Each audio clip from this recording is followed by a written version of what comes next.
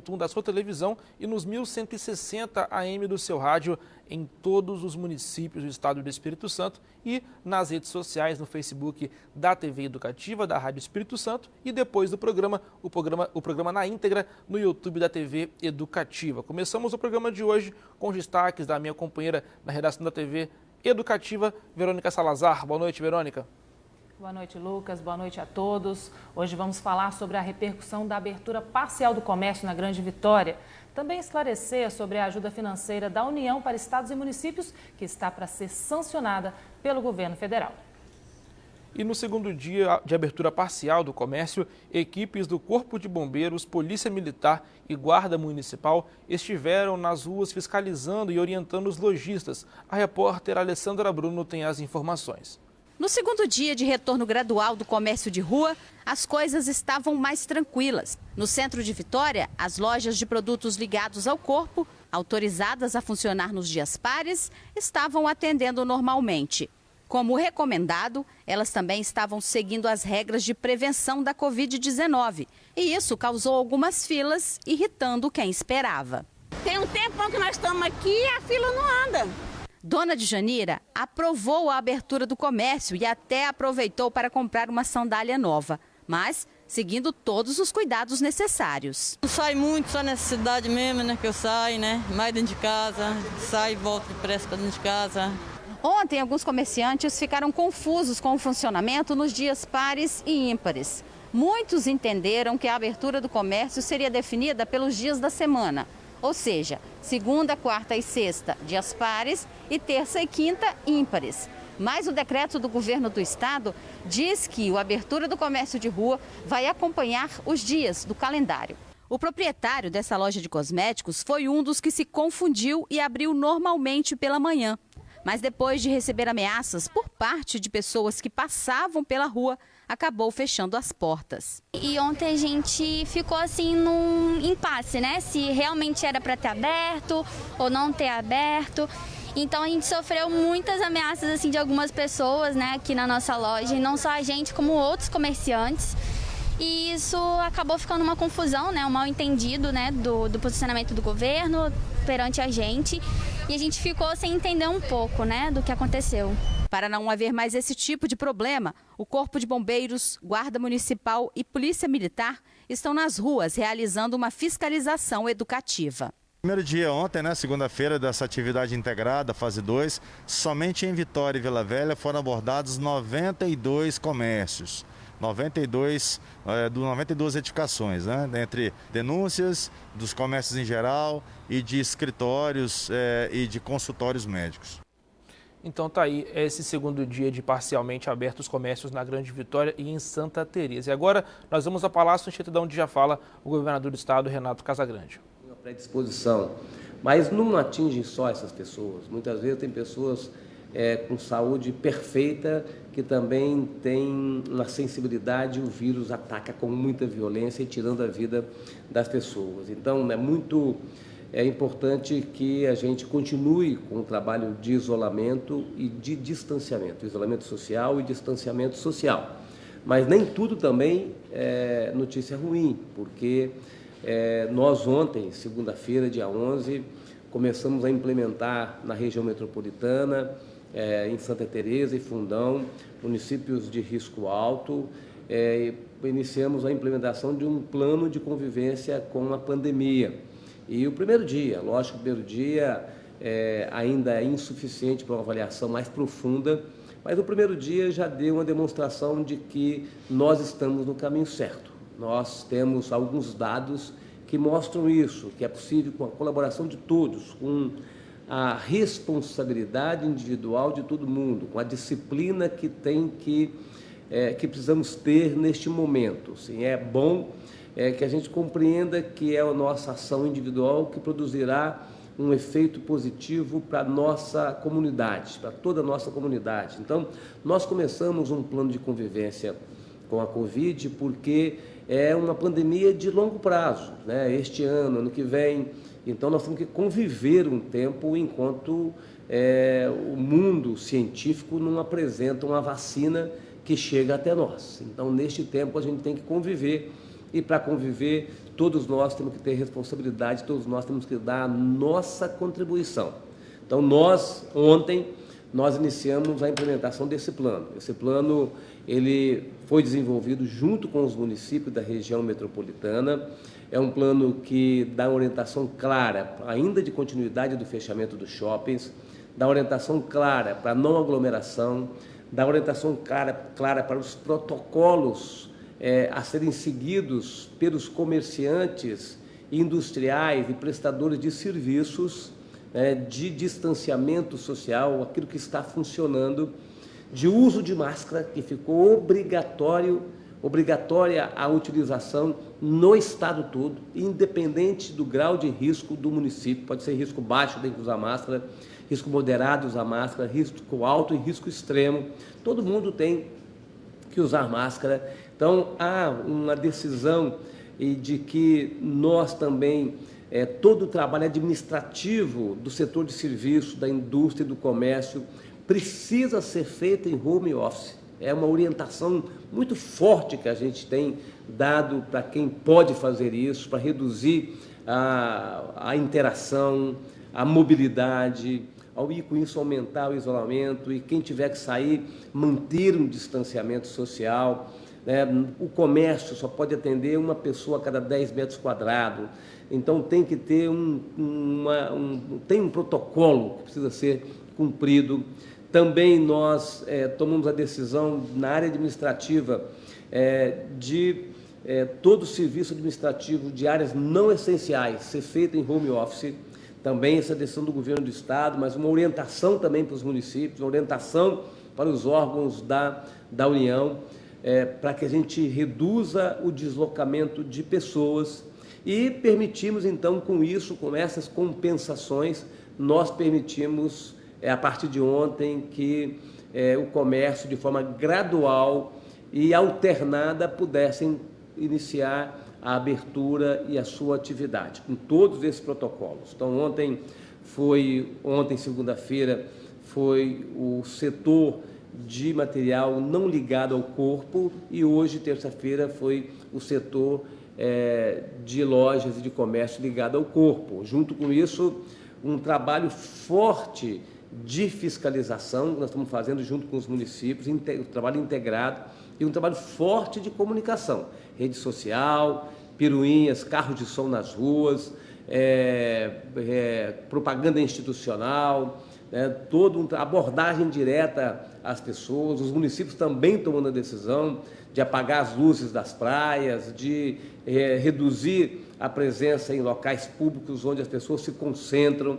Então, assim, tem um trabalho intenso para que a gente possa permitir atividade econômica, minimamente permitir atividade econômica, e a gente tem, então, com a responsabilidade de todos, a gente aumentar o isolamento. Então, no primeiro dia, que foi ontem, nós temos alguns dados que eu acho que são importantes. Acho não, tenho certeza que são importantes, porque algumas pessoas me perguntaram, mas governador, com o comércio alternadamente funcionando, não vai aumentar, não vai diminuir o isolamento? E nós fizemos compensações, com outros setores. E nós também estamos num processo de fiscalização com regras mais claras, a fiscalização funcionando muito mais. Só para vocês terem uma ideia, no estado do Espírito Santo, nós tivemos, na segunda-feira passada, um isolamento social de 46%.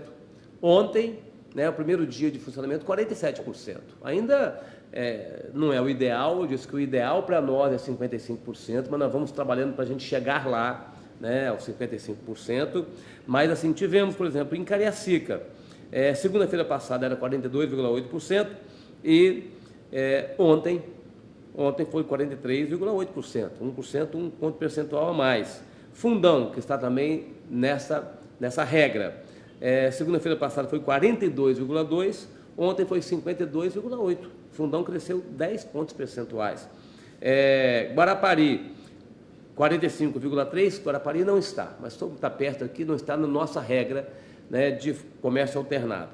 Guarapari estava com 45,3%, estava com 46,7%. Ontem, também, Santa Teresa, que está na nossa regra, estava com 54,7% na segunda-feira passada, dia 4, e ontem 56,4. Serra estava com 42,6, ontem com 44. Viana estava com 45,6, está com 46,4. Vila Velha estava com 45,5 e ontem 46,5. Vitória estava com 46,7 e ontem com 47,8. A Grande Vitória estava na semana passada, na segunda-feira, com 44,39 e ontem, dia 11, 46,86. Então, nós tomamos essas decisões, o isolamento social aumentou um pouquinho, foi um percentual pequeno, mas aumentou um pouco. Isso mostra o quê? Que nós temos caminho para não conceituar isolamento social apenas no fechamento do comércio. Nós temos um caminho para a gente ir descobrindo formas de reduzir a interação e de fazer valer uma regra estabelecida pelo governo do Estado, pelos governos municipais, que permita que a gente possa alcançar o isolamento sem sacrificar um único setor. Lógico que nós temos nossos limites, nós temos que ir ampliando o isolamento social e nós não podemos passar de 80% de uso de leitos de UTI. Na data de hoje, nós estamos com 65% de uso de leitos de UTI. Nós temos já mais de 400 leitos abertos de UTI só para a Covid. Então, nós não podemos passar de 80. Se nós chegarmos a 80, aí nós vamos ter que tomar outras medidas de ampliação compulsória do isolamento social. Mas o que eu estou hoje passando de mensagem é feliz porque nós começamos um processo que tem que ir sendo aperfeiçoado para que a gente proteja vidas. Proteger vidas é permitir uma assistência adequada às pessoas que dependem de um leito hospitalar, seja leito de enfermaria, seja leitos de UTI, e ao mesmo tempo que a gente permita uma atividade econômica que proteja esse setor e que a gente continua sobrevivendo, gerando emprego e gerando renda. Então, este é o debate que eu estou fazendo com a sociedade capixaba. Quem pode contribuir com o isolamento social, por favor, contribua, dê sua dose de contribuição. Quem tiver que sair, mantenha o distanciamento social e use máscara. Não frequente comércio que esteja aglomerando clientes. Por favor, o comerciante sabe da sua responsabilidade e eu peço que o setor, os comerciantes e os comerciários continuem contribuindo, colaborando para que a gente vá nessa direção do aumento do isolamento e permitindo, então, que a atividade econômica também exista, mas, em primeiro lugar, a proteção e a preservação à vida das pessoas. Não podemos deixar de reforçar o pedido de contribuição à indústria e ao serviço, e a você, pessoa física, que pode contribuir, que não pode deixar de ir a um lazer, de um local que tem aglomeração, que ajude na sensibilização a essas pessoas. Então, acho que esse é o primeiro ponto. Sim, falei dos leitos, e nós estamos acabando também, a Secretaria de Saúde está concluindo contratos com a Clínica dos Acidentados. A Clínica dos Acidentados aqui, perto do Sambão do Povo, ali em direção a Santo Antônio, a Clínica dos Acidentados vai ser um hospital que nós vamos regular para que ele possa prestar serviço de clínica médica. A Clínica dos Acidentados vai prestar serviço de clínica médica. São leitos de enfermaria, também tem leito de UTI lá, para que a gente retire, então, essas especialidades de outros hospitais, que são hospitais de atendimento ao coronavírus, e que possa aliviar. Então, a Clínica dos Acidentados vai estar à disposição, com quase 100 leitos. Nós estamos também avançando na relação com o Hospital dos Servidores, aqui na Cidade Alta, perto da Catedral. Ali também é um hospital que tem em torno de 80 leitos, também tem leitos de UTI. Estamos avançando também na relação com eles. Então, estamos comprando leitos do setor privado, estamos ampliando a parceria com os hospitais filantrópicos, para que a gente esteja sempre um passo adiante da demanda de leitos. Então, ter leitos é garantia de dignidade às pessoas. Então, nós estamos fazendo um investimento forte em leitos para que a gente possa atender as pessoas. Mas, repito, o leito será insuficiente se a gente não ampliar um pouco o isolamento social. O isolamento social dá velocidade ao contágio, e a velocidade ao contágio promove uma demanda forte por leito hospitalar. E a gente está com todo um trabalho feito de conhecimento do vírus.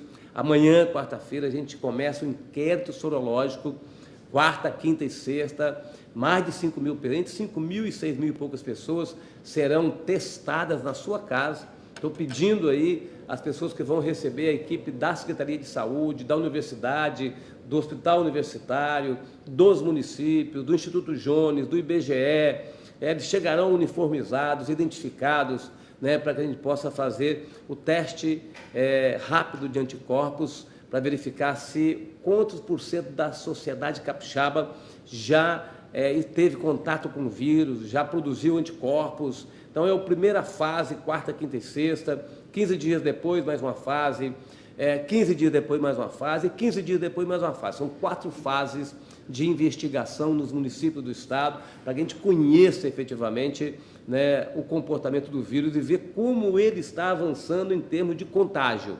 Isso nos dará também mais informações para que a gente possa ir verificando o percentual dessas pessoas que são assintomáticas, que não tem sintoma nenhum. A gente vai verificando quem tem sintoma, o percentual dessas pessoas que procuram um leito hospitalar. Então, temos uma tarefa gigantesca que está sendo desenvolvida por muita gente, tá certo? E que depende exclusivamente da disciplina de cada um de nós capixabas, aquilo que a gente pode fazer. Também acho que é bom que a gente mostre mais um dado, que é o dado do transporte coletivo. A gente sabe que o transporte coletivo é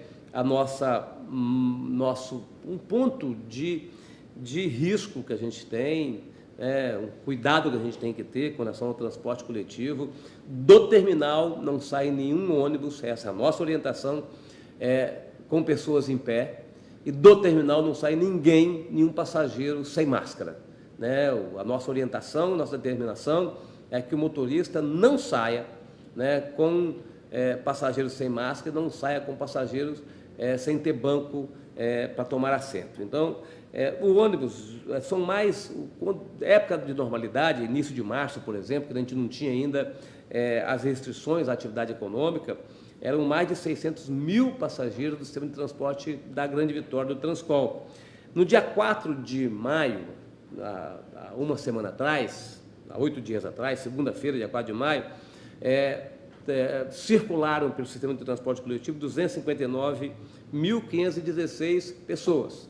Uma semana depois, dia 11, ontem, né, o primeiro dia também do nosso plano de convivência com a pandemia, 252.104. Então, quase 7 mil pessoas a menos, tá certo? E também distribuída fora do horário de pico, assim, de 10 da manhã às 16 horas, de 10 da manhã às 4 horas da tarde, para sair da demanda mais forte por transporte coletivo. Então, mostra também, né, que a gente pode ir buscando alternativa, e vocês podem sugerir também alternativas, podem denunciar, né, no 190, as prefeituras têm os telefones também de denúncia, né? O trabalho dos municípios é muito importante, o prefeito municipal, os vereadores de cada município, né, a liderança de cada município, o cidadão de cada município, mas os municípios têm um papel fundamental no controle da pandemia.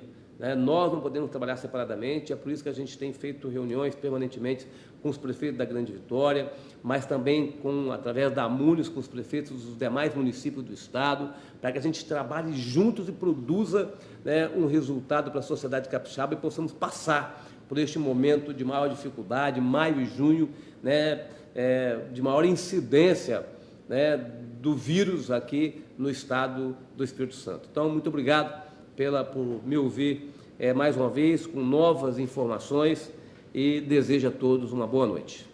Tá, vamos citar o Thiago Hoffmann. Já estamos de volta com o Giro TV. Você acompanhou a fala do governador do estado, Renato Casagrande, falando sobre a necessidade de respeitarmos o isolamento social e também sobre a reabertura parcial do comércio, que é o convívio do capixaba com a pandemia do coronavírus. E ainda falando sobre essa reabertura do comércio, eu volto a chamar agora a Verônica Salazar, que tem mais informações sobre essa medida que desde ontem vigora aqui no estado. Verônica. Pois é, Lucas, como vimos na reportagem, a abertura parcial do comércio na Grande Vitória começou ontem com diversas regras e protocolos de segurança para evitar a propagação do coronavírus. Muitos comerciantes se confundiram, mas hoje a situação estava mais calma, né? Como a gente viu na reportagem da repórter Alessandra Bruno. E sobre esse plano de convivência, a gente vai falar agora com o secretário de Estado de Governo, Thiago Hoffmann, que integra também a equipe de sala de situação de emergência em saúde. Bom, secretário, boa noite. O que balizou o governo do estado para ter essa segurança, né, de flexibilizar a abertura parcial do comércio? Boa noite, Verônica, e a todos aí do Giro da TVE. Bom, nós temos pautado as nossas decisões dentro da sala de situação sempre pelo método e caráter científico, considerando uma matriz de risco que nós desenvolvemos aqui no Estado, que depois essa matriz também foi preconizada pelo Ministério da Saúde, no Boletim Epidemiológico número 11 do Ministério, e essa matriz ela correlaciona dois aspectos. Ela correlaciona um aspecto do número de casos por município ou região, porque no caso da Grande Vitória, nós não tratamos os municípios de forma isolada, tratamos a região, e também a ocupação dos leitos de UTI.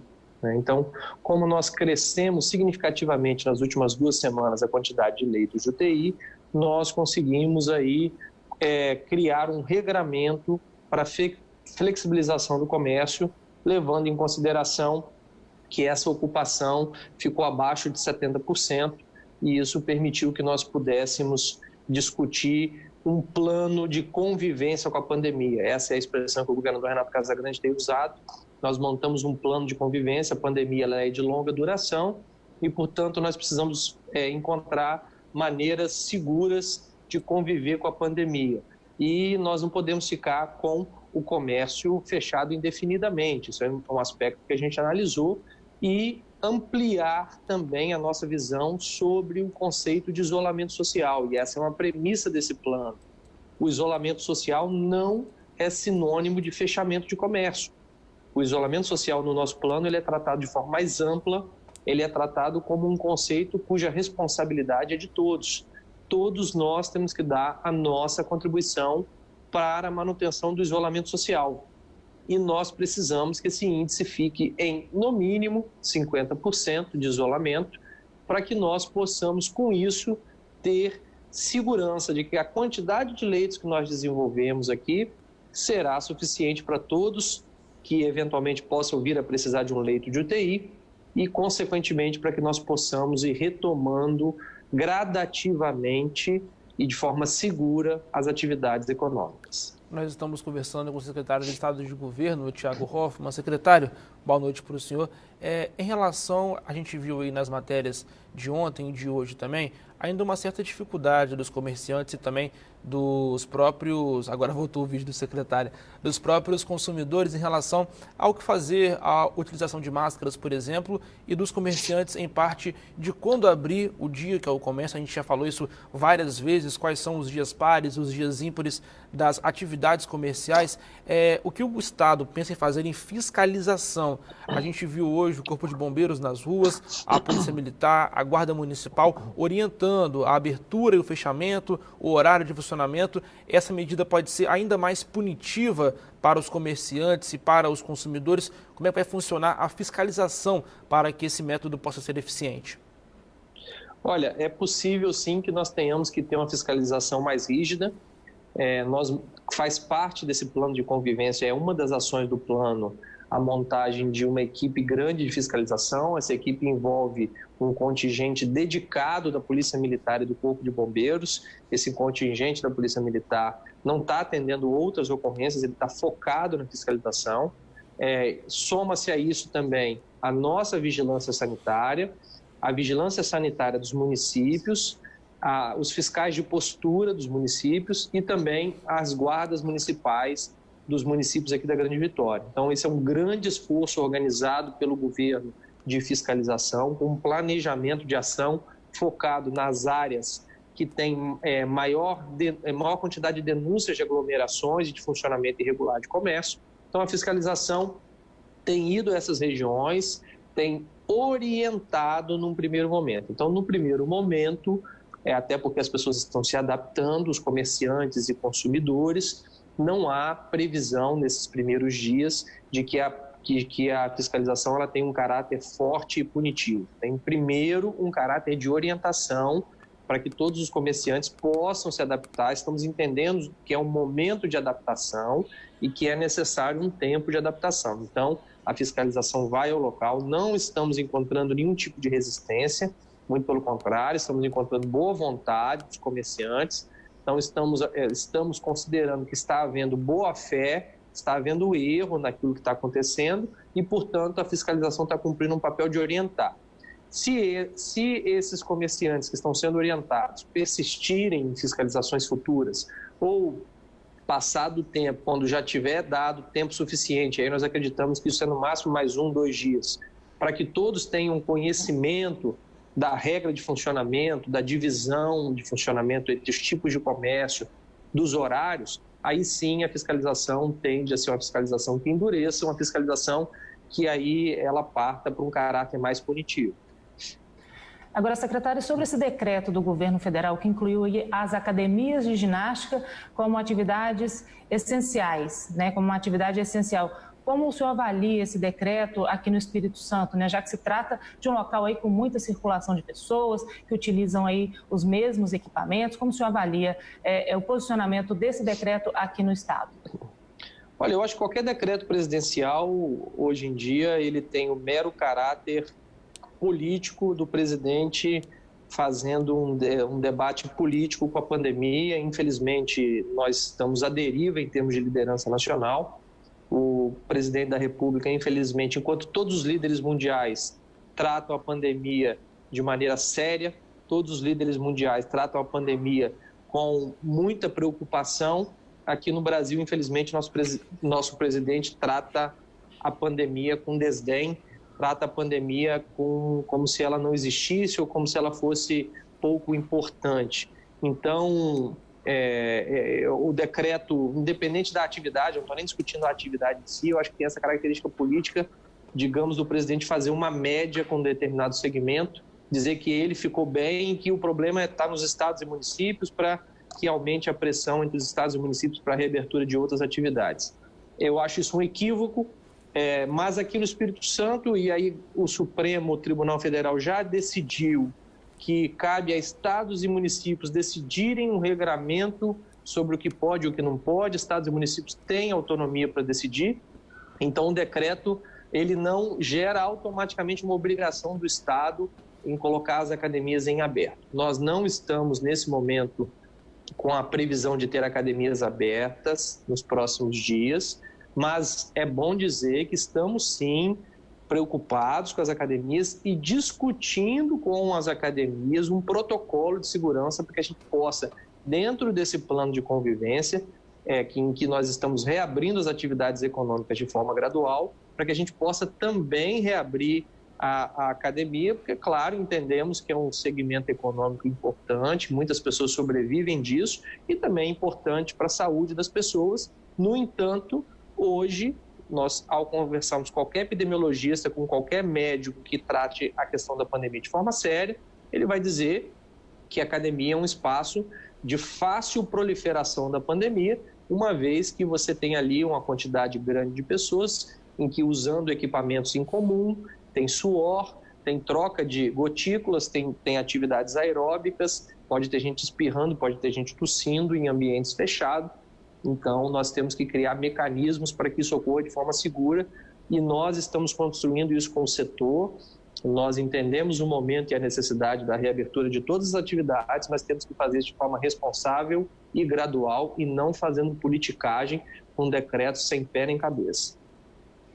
Ok, secretário, essa foi, portanto, a entrevista do secretário de Estado de Governo, Thiago Hoffmann, falando para a gente sobre o plano de convivência com a pandemia aqui no Espírito Santo. A gente agradece a sua participação aqui no Giro TVE. Está bem, secretário?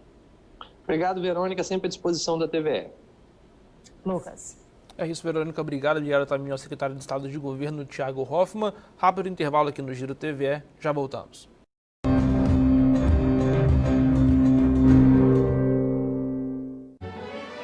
A natureza é como uma obra de arte. cheia de cores, formas e uma beleza sem tamanho. Aprecie raros momentos da vida selvagem no Planeta Terra, terça, 8h15 da noite. Um novo olhar sobre as comunidades carentes, evidenciando não os problemas, mas as soluções, é o tema da série De Quebrada em Quebrada. Um panorama das periferias do Brasil, apresentando pessoas que protagonizam o despertar de uma nova consciência. De Quebrada em Quebrada, toda quinta, às 8h15 da noite, aqui na TVE.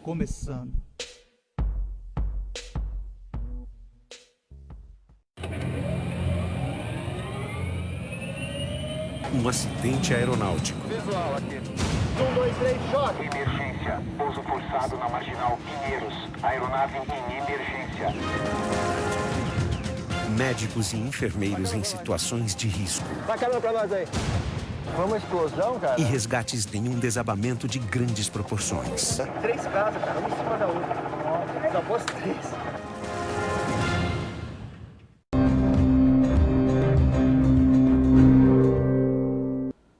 Estamos de volta com mais um bloco do Giro TV. Aí você pode participar com a gente, mandando a sua mensagem pelas redes sociais da TV Educativa e da Rádio Espírito Santo e pelo WhatsApp no 999 43 55 74. Na tela para você, 999 43 55 74. E foi aprovado no Senado a ajuda financeira para estados e municípios. O projeto prevê o repasse de 60 bilhões de reais para o combate ao novo coronavírus. A maior fatia ficou para o estado de São Paulo, mais de 6 bilhões e meio de reais. O valor será pago em 4 parcelas. Quem tem mais detalhes sobre a parcela do Espírito Santo nesse pacote de apoio aos estados é a Verônica Salazar. Verônica.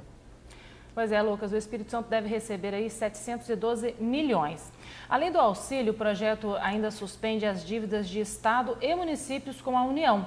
Inclusive débitos previdenciários parcelados pelas prefeituras e que venceriam em 2020, o que representa mais 65 bilhões de reais, totalizando aí 125 bilhões de reais de auxílio.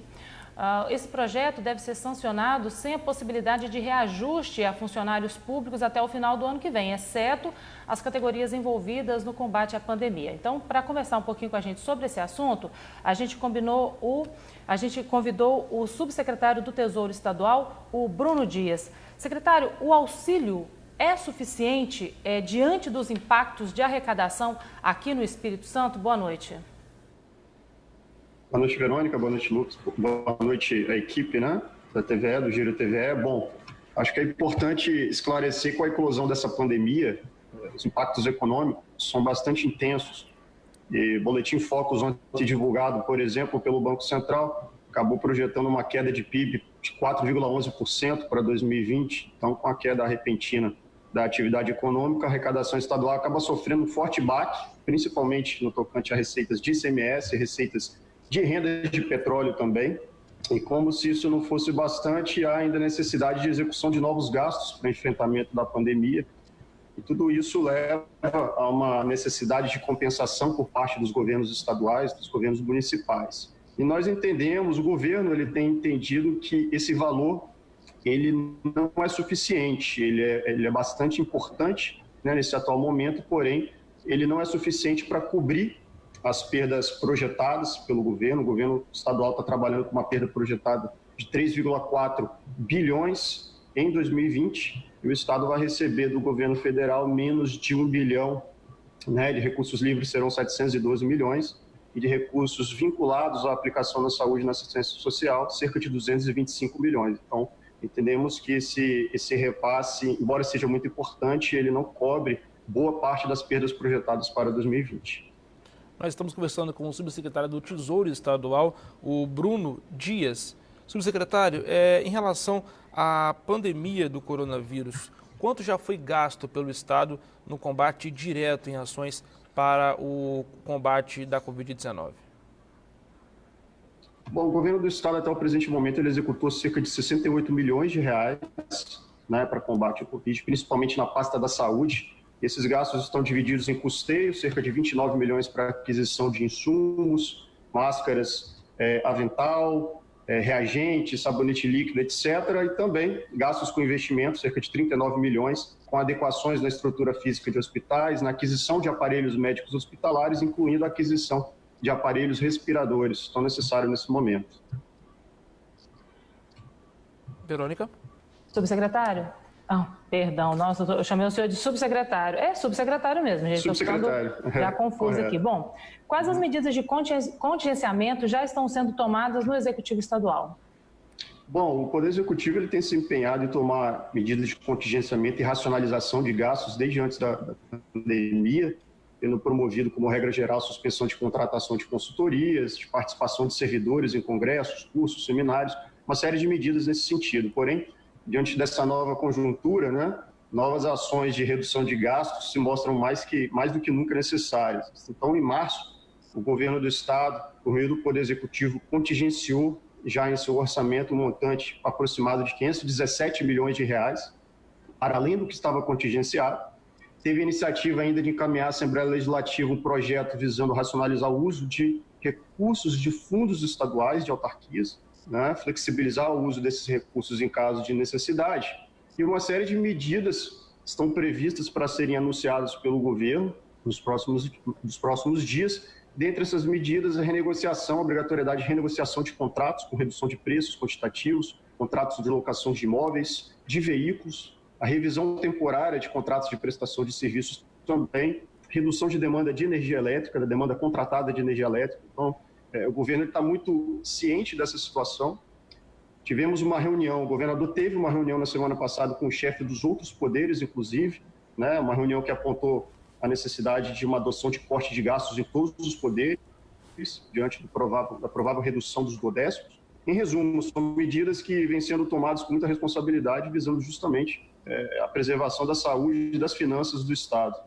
E, subsecretário, como o senhor disse, esse montante que deve vir do governo federal, cerca de um pouco mais de 700 milhões de reais, ele deve ser aportado em quais atividades aqui no Espírito Santo? Haverá um controle para saber onde esse dinheiro será aplicado, será investido? Para onde vai esse dinheiro que o Espírito Santo deve receber do governo federal? Bom, o recurso livre de cerca de 712 milhões, conforme eu falei, ele vem para compensar uma perda arrecadatória, principalmente de ICMS e de rendas de petróleo, né, das receitas decorrentes também das rendas de petróleo. E esses recursos são recursos ordinários do governo e que servirão, além de realização de investimentos, para honrar os compromissos com servidores, com fornecedores. Então, é uma pequena parte daquilo que está havendo de frustração arrecadatória por parte do governo do Estado. O governo ele mantém hoje um portal que é tido como um dos mais transparentes no Brasil. Ficamos em primeira colocação numa pesquisa dos últimos dias, publicada nos últimos dias em matéria de transparência de ações de Covid, inclusive transparência da execução financeira e orçamentária de recursos de Covid. E o governo do Estado tem entendido que o controle da execução, do pagamento desses recursos, o governo deve primar, zelar bastante pelo controle. Todos esses contratos, mesmo que emergenciais, eles não estão afastados de passar pelo crivo da nossa Secretaria de Controle e Transparência, não estão afastados de passar pelo crivo da nossa Procuradoria-Geral do Estado, estando submetidos, obviamente, ao controle externo por parte do Tribunal de Contas. O site, né, de transparência das ações do Corona é o www.coronavírus.es.gov.br, e lá nós temos todas as informações acerca de como essa doença tem sido, como essa pandemia tem sido enfrentada aqui no Estado, inclusive os gastos realizados pelo governo estadual para fazer frente a essa pandemia. Agora, subsecretário, para a gente finalizar, né? Como é que esse recurso ele vai chegar aos municípios? São os mesmos critérios do Estado para a utilização dele? Bom, o PLP 39, que foi para a sanção do presidente, ele prevê também, da mesma forma que para estados, prevê também para municípios uma remessa de recursos livres, de livre aplicação. Aqui para o estado estão previstos cerca de 482 milhões de recursos livres a serem distribuídos conforme a população e cerca de 57 milhões de recursos vinculados à saúde e assistência social. Também vão ser distribuídos proporcionalmente à população de cada município. Então, municípios mais populosos vão receber mais desses recursos. E a transferência de da parte que cabe ao Estado, aos municípios, ainda está em fase de definição. Pode ser que isso seja necessário, está em fase de definição pelo governo estadual, seja para fins de saúde, assistência social, e deve ser anunciado no momento oportuno pelo governador. E foi essa entrevista, então, com o subsecretário do Tesouro Estadual, Bruno Dias, falando aí sobre esse auxílio aí do governo federal para estados e municípios. A gente agradece, o subsecretário, sua participação aqui conosco ao vivo no Giro TVE. Eu que agradeço a oportunidade, ficamos à disposição. Um abraço. É isso, Verônica, muito obrigado. Obrigado também ao subsecretário. E novas projeções de um grupo de professores do curso de matemática da UFES, em parceria com o Instituto Jones dos Santos Neves e a Secretaria de Estado da Saúde, confirmam a necessidade de isolamento e distanciamento social para evitar o aumento do contágio no número de mortes pela Covid-19. Eles analisaram os impactos de reprodução do vírus no número de óbitos. Então, um estudo feito aqui, a gente calculou a taxa de contágio aqui da Grande Vitória, e a nossa taxa de contágio no início da doença aqui na Grande Vitória era 2,19. O que isso significa, grosso modo? Significa que a cada 10 pessoas transmitem para outras 22 pessoas. Claro que não de forma instantânea, porque tem um período de exposição ao vírus, tem um período de incubação da doença, aparecimento dos sintomas. Nós calculamos a taxa na semana passada, a nossa taxa estava em torno de 1,64. O que isso significa? Que a cada 10 pessoas transmitem para outras 16 pessoas, em média, grosso modo. Bom, uma outra coisa que a gente fez foi calcular o que aconteceria com o número de mortes, com a curva de óbitos, se a gente mantivesse a taxa de 2,19 durante toda a epidemia aqui no estado.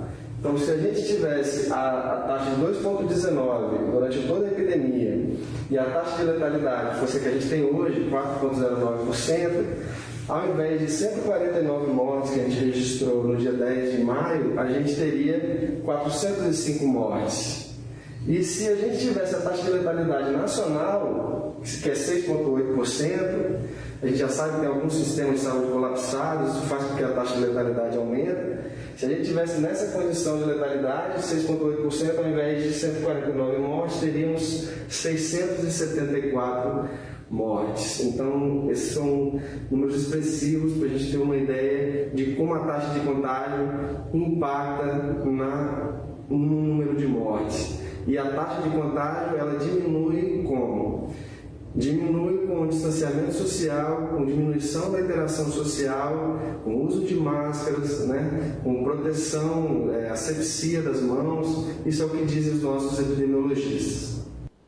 Então, aí, o professor de matemática da UFES falando sobre o estudo da curva de ascendência do coronavírus aqui no Espírito Santo. E agora para você na tela o painel Covid do Brasil, dados atualizados do painel Covid-19 do Ministério da Saúde. Já são 168.331 casos confirmados, dados que foram atualizados ontem à noite. Ainda não temos os dados de hoje, que ainda será atualizado pelo governo federal, e o número de óbitos subiu para 11.519, com 396 novas mortes pela Covid-19 em todo o território nacional.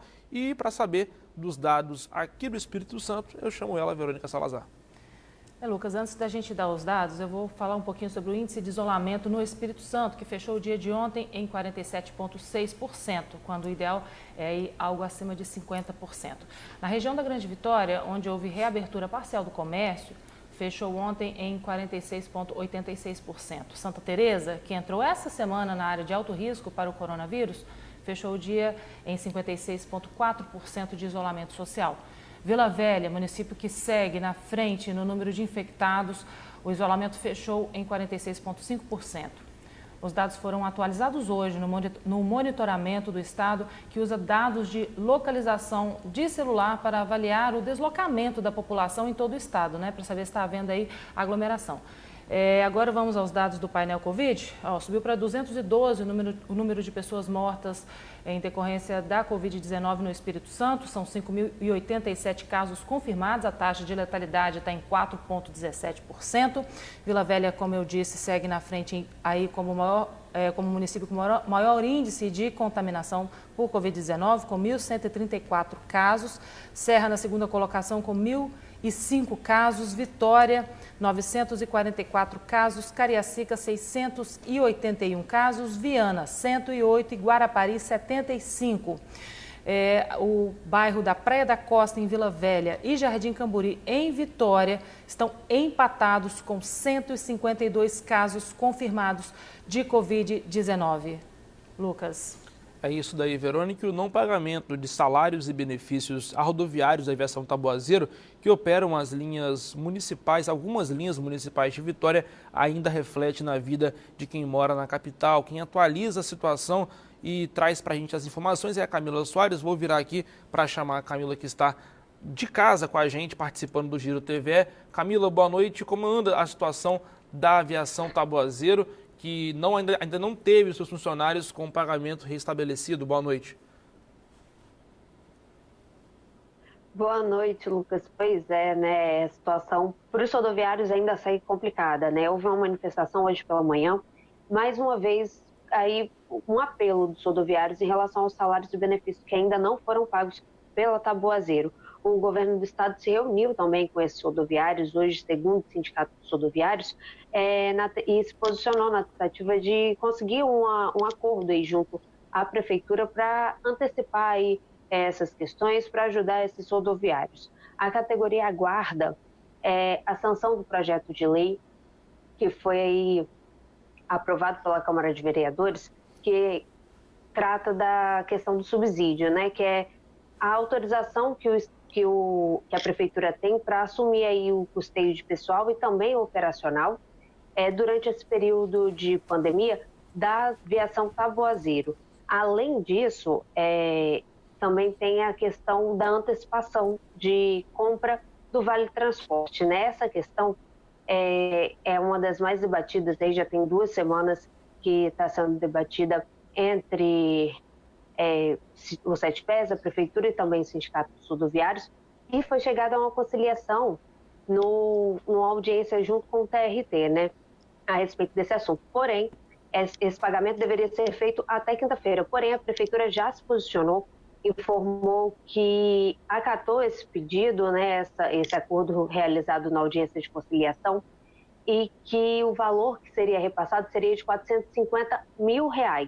No entanto, houve uma discordância com o sindicato que representa as empresas do transporte metropolitano, GV Bus, pedindo a operação de crédito. A Prefeitura afirmou que ela já está aí tentando negociar, está acompanhando, está buscando soluções junto ao SETPES para solucionar mais esse problema, né? O SETPES, por sua vez, que é o sindicato que representa as empresas de transportes de passageiros aqui de Vitória, reafirmou sobre os problemas econômicos, né, que tem passado aí as empresas, especialmente a Taboazeiro, e já se colocou também à disposição, mostrou que está nesse enfrentamento aí para conseguir solucionar essa situação. O SETPES também criticou, inclusive, os movimentos que estão sendo realizados pelos rodoviários, uma vez que causam aglomerações e podem colocar aí os próprios rodoviários em risco. Lucas. É isso, Camila. Muito obrigada pelas suas informações. E a Câmara dos Deputados deve votar ainda nesta semana o projeto de lei que torna obrigatório o uso de máscaras de proteção contra o novo coronavírus em todo o território nacional. O Giro TVE ouviu 3 deputados da bancada capixaba que já manifestaram voto favorável ao projeto. Tem o meu apoio, até porque estamos vivendo um momento difícil dessa pandemia no mundo e não diferente também aqui no Brasil, com muitas regras sendo criadas pelos municípios, pelas administrações também dos governos do Estado. O Congresso Nacional, com a Câmara e o Senado, aprovando uma legislação dessa, torna-se uniforme em todo o Estado brasileiro, em todo o nosso país. Então isso vai dar um resultado de economia de tempo e também de preservação da vida humana. Se a gente quer voltar à economia como era antes, abrir o comércio, etc., mas queremos fazer isso com segurança, nós precisamos ter comportamentos que garantam essa segurança, que garantam que a gente não vai infectar milhões de outras pessoas ao abrir a economia. Usar as máscaras é um dos primeiros passos para fazer isso acontecer. Então esse projeto é extremamente importante e vamos aprová-lo. Sabemos que ainda não há vacina disponível para a Covid-19. Portanto, o melhor remédio é nós fazermos a prevenção, com higiene pessoal bem feita, com o uso de máscaras e com o isolamento social. E hoje é o Dia Internacional da Enfermagem, uma atividade profissional que nesses tempos de pandemia tem se revelado de extrema importância. Muitos desses profissionais estão arriscando a própria vida para garantir a vida dos pacientes com a Covid-19. A TV Cultura de São Paulo preparou uma matéria especial com os heróis anônimos que você acompanha agora. Meu nome é Valéria Carneiro, sou enfermeira há 21 anos aqui do Emílio Rivas. Esses 20 anos trabalhando aqui na UTI. O enfermeiro, eu acho que é o coração da UTI, o coração da enfermagem. Eu me chamo Mariana, sou enfermeira intensivista da linha de frente no atendimento ao Covid-19. Porque esses pacientes ficam longe dos seus familiares e por vezes num estado grave, nós somos as pessoas que estão ali ao lado, para estender a mão. É uma batalha física e psicológica contra o coronavírus, sem descanso, sem trégua. Segundo o Conselho Federal de Enfermagem, 98 profissionais morreram nessa luta. Mais de 13 mil foram afastados. Desses, 4 mil já foram confirmados com a Covid-19. Tem medo, mas a gente tem que encarar, porque as pessoas precisam, né? Os pacientes precisam. Quando a gente vê o paciente saindo de alta, é muito gratificante.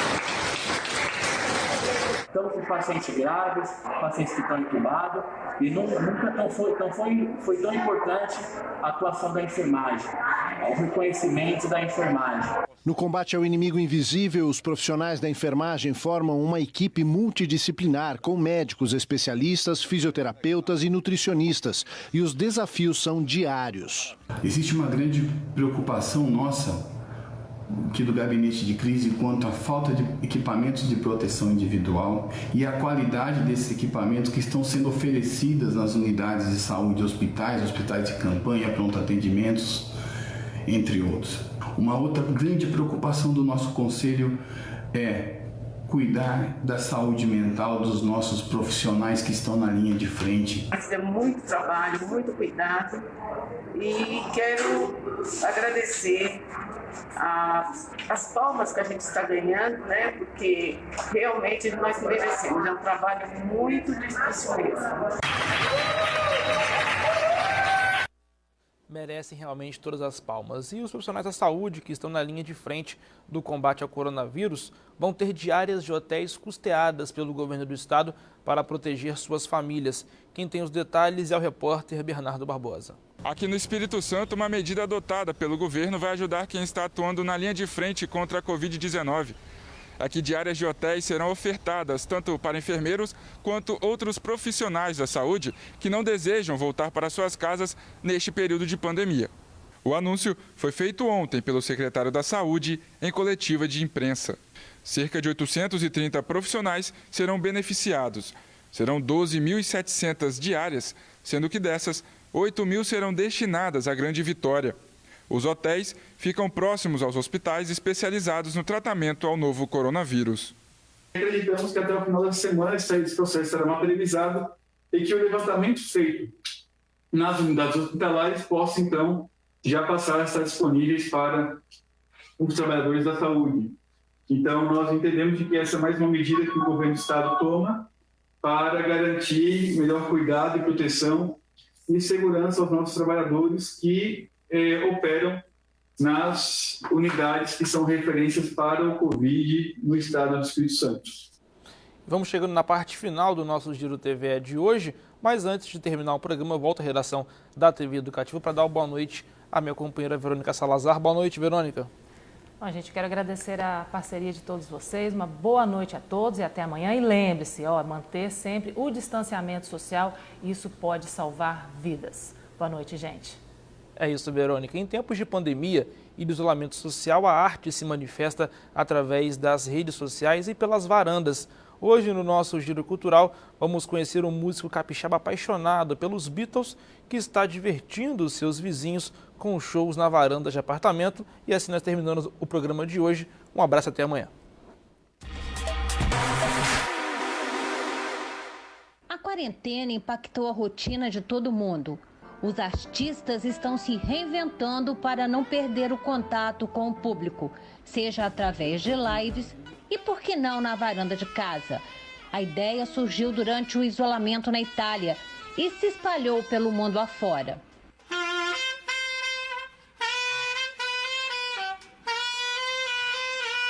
Foi o que aconteceu com o músico Gabriel Abalri. Na verdade, ele e o irmão já ensaiavam na varanda no início da carreira. Se apresentar na varanda, na verdade, a gente já fazia isso, né? Eu tenho uma banda com o meu irmão chamada The Singles, e quando ele ainda morava aqui, a gente montava bateria, guitarra, tudo na varanda e ensaiava lá. Faz um tempo isso já. E assim, mas nesse momento o que inspirou foram os músicos de outros países, né? Os músicos da Itália, os músicos espanhóis que começaram a tocar na varanda. E eu achei uma ideia legal. Aqui tem muitos prédios em volta, então eu achei que seria interessante fazer algo assim também. Gabriel fez 2 apresentações e pensa em fazer mais uma. Se os vizinhos gostaram, o que você acha? O palco é bem diferente, né, do normal, assim, especialmente porque você não tá realmente vendo para quem você está tocando, exceto os prédios especificamente na frente, assim, né, você vê umas pessoas na varanda e tal, mas no meu próprio prédio muita gente estava escutando e eu consegui ouvir os aplausos e tudo mais de muito mais gente do que eu estava vendo. É uma sensação estranha, né, você tocar num lugar tão aberto assim e para um público que vai até onde o som alcança, mas é legal. Com 20 anos de carreira, Gabriel começou a estudar música com 11 anos. A primeira banda foi formada em 2003 e não parou mais. Eu tenho 3 bandas que tocam Beatles, principalmente, né? Também tocam algumas coisas diferentes. 2 são aqui em Vitória e uma é uma banda internacional, uma banda de pessoas de diferentes países, né? Eu sou daqui do Brasil. Tem mais uma pessoa da Alemanha, uma pessoa da Inglaterra e outra da Holanda. E a gente toca Beatles pelo mundo, em vários festivais, nos Estados Unidos, em Liverpool, em lugares na Alemanha e na Holanda também às vezes. E esperamos poder continuar, né, quando tudo isso passar. Por enquanto, tá todo mundo só tocando da sua própria casa mesmo. Of the verses, well, they got me quite cross, but the sun's been quite kind while I wrote this song. It's for people like you that keep it turned on. So excuse me for getting, but these things I do,